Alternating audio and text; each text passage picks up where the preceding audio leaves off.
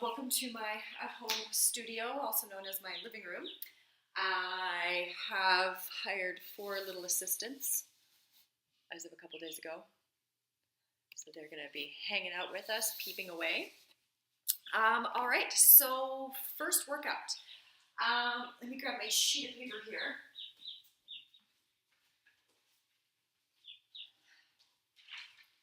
So what's going to happen in the video is I will demo the exercises and then I'm going to give you a number of sets of reps to do the exercises. You can pause the video as soon as I'm done explaining it and do the exercises and then progress forwards, press play, do the next exercise. So we've got warm-up, we've got exercises for strengthening. Those exercises today I kind of planned the whole workout around no fitness equipment really, because I'm not sure what you have at home yet. So we're just going to go over some basics. It's been a while since you and I trained together, so I just want to kind of review some of the fundamental movement patterns. And then we will do a cool down. Again, I'm not sure what you have at home. I mean, if you have a foam roller and stuff like that, awesome, and we can go over how to use that in the future. But for today, we'll just do some basic stretches. So, shall we? First exercise is going to be inchworms. So, inchworms, you're going to stand nice and tall. You can be on a mat, on a carpet, wherever in the house is going to be best for you. And you are going to try and keep your legs as straight as you can without hyperextending or locking your knees out. You're going to walk your hands out. Push up. So your push up can be done from either knees or toes, keeping your elbows in nice and close. And then you're going to walk your hands back, stand up, and repeat. Walking out into a plank, push up, walk your hands back. So this one you're going to do 6 times. As we progress, if you find it too easy, then I will eventually increase the number you're going to be doing, but for today, let's just do 6. So you can pause and do your 6. The next warm-up exercise is Spider-Man lunges. You're going to take a nice long lunging step.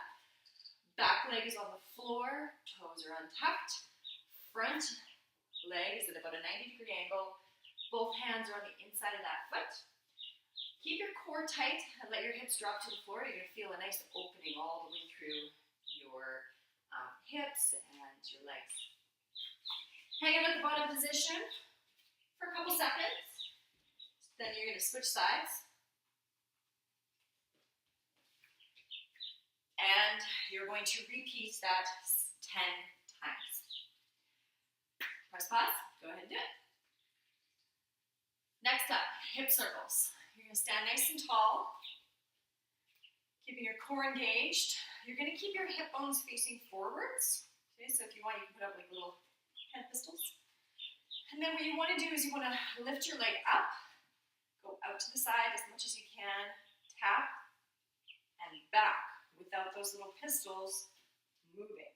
Okay, you want to keep your hip bones facing forwards.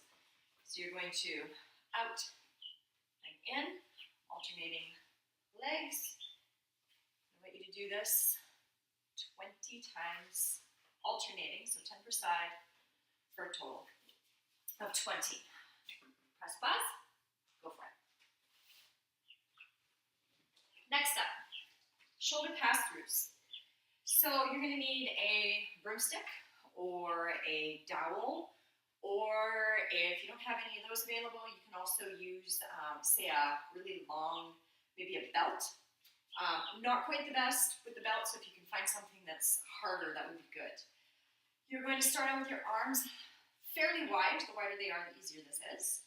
Keep your core nice and tight. You're going to lift your arms overhead, and if you can, let them come all the way back, up and over. Now I want you to bring your shoulders up towards your ears, but then relax them down as it goes back. Good. If you find it too challenging, widen out your hands. If you find it too easy, with every one that you do, bring your hands in a smidgen, and I mean like a centimeter, The idea is that you want to keep your elbows straight through the whole movement, okay? So let's do 10 of those. That's the warm-up. So now we're going to move into some of the fundamental exercises I talked about. So again, we're just kind of going over some basics today, and then we'll keep progressing as the days go on. So you're going to need a timer. There's a timer app called Seconds, which is really good, but any interval timer that you can program is really handy. The timer, you're going to set it for 30 seconds of work, 15 seconds of rest. You're going to be doing that for 6 rounds for each exercise.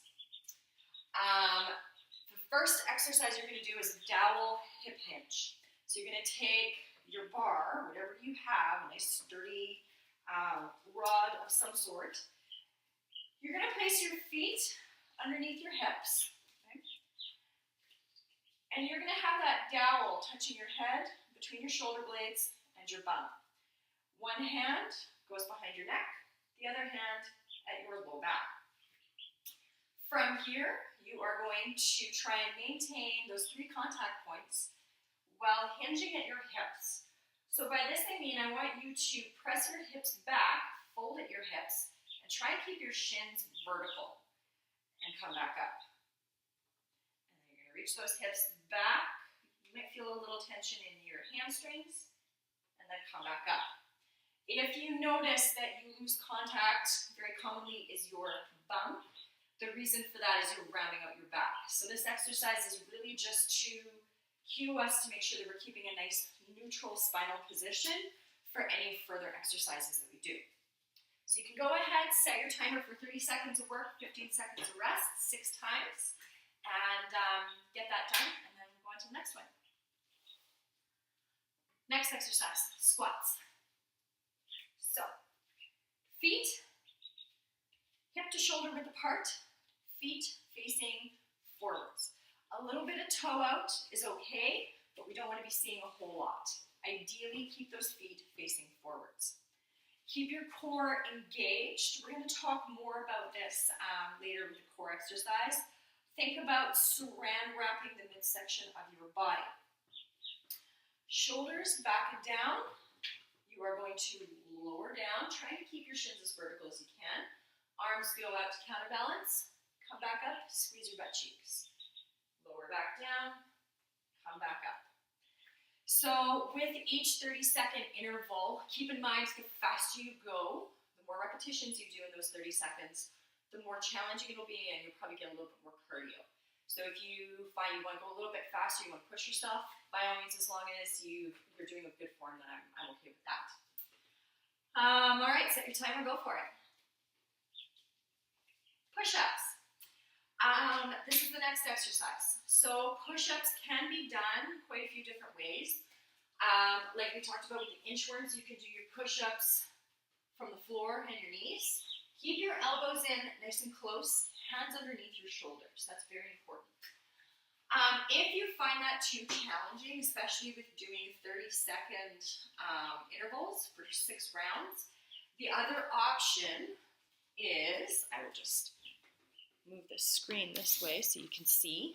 Find a surface, like a windowsill or maybe your countertop. Just make sure your feet are secure and that you're not going to slip out, especially if you're using socks. Hands underneath your shoulders, tighten up your core, and then you're going to lower your chest down, press away. Okay, keep your body nice and long. Try not to let your hips dip, like so. So those are your push-ups. So you can press pause and go for it.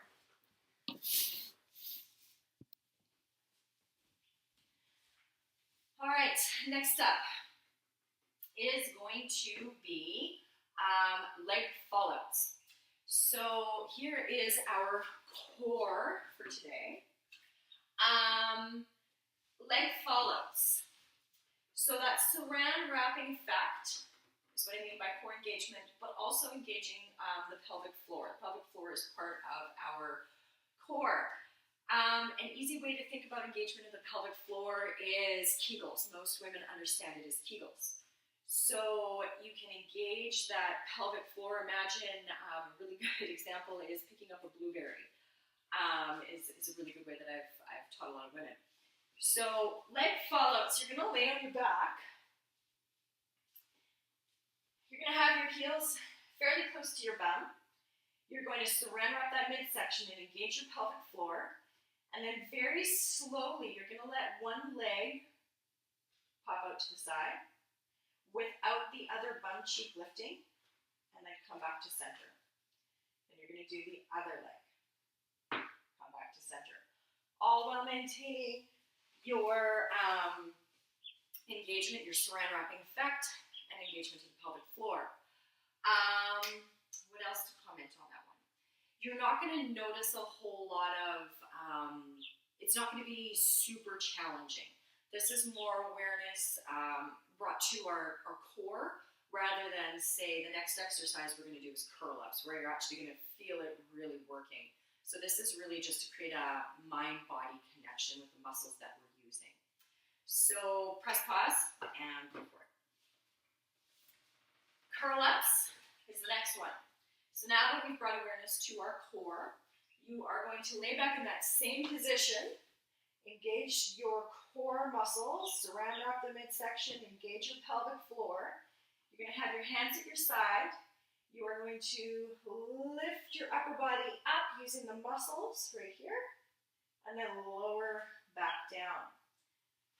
Up and back down, nice and slow and controlled.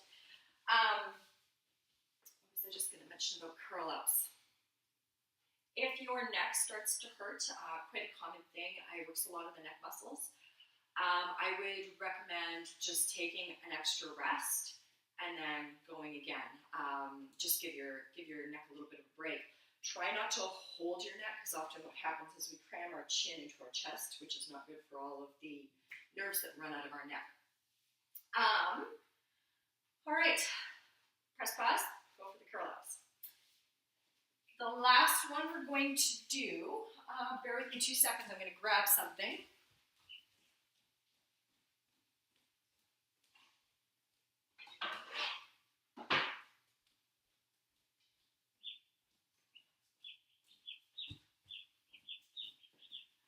So again, I'm not sure what you have at home yet, but over the last 24 hours of creating workouts for people that are self-isolated at home, people didn't have an opportunity to go buy things, gotten very creative with what we can use around the house for weight.